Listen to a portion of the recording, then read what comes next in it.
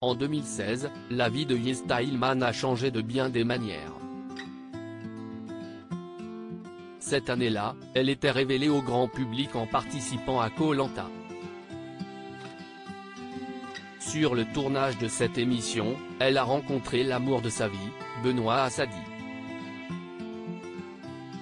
Et ces deux-là n'auront pas perdu de temps pour concrétiser leur amour par un mariage et les naissances de leurs 2 enfants. Ils ont en effet accueilli leurs fils de façon rapprochée, Julian, 3 ans, et Adrian, bientôt 2 ans. Les 2 bambins comblent évidemment de bonheur Yesta Ilman, mais ils lui prennent également beaucoup d'énergie, comme elle l'a déjà confié sans tabou lors d'un podcast. Il y a également des périodes plus difficiles que d'autres. Récemment, la jeune femme était par exemple bouleversée après avoir traumatisé malgré elle son aîné Julian. Et ce lundi 17 janvier, elle a annoncé en story Instagram avoir essuyé un nouveau coup dur. À savoir, la découverte de poux.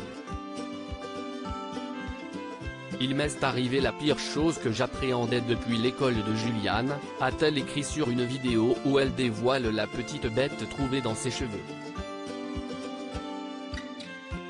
Je sais que ça vient de Julian. Yesta Ilman est ensuite apparue face caméra, les cheveux attachés et couverts d'un produit spécial pour exterminer les poux qui s'y cachent.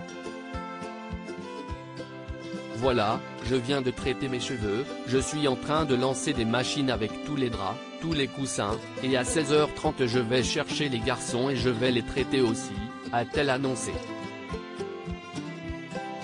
Et de poursuivre, je sais que ça vient de Julian parce que ça fait quelques jours qu'il me dit que ça le gratte. On a vu que les poux étaient de retour.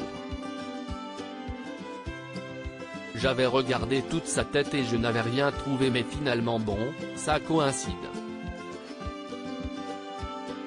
Du coup, on va tous se traiter.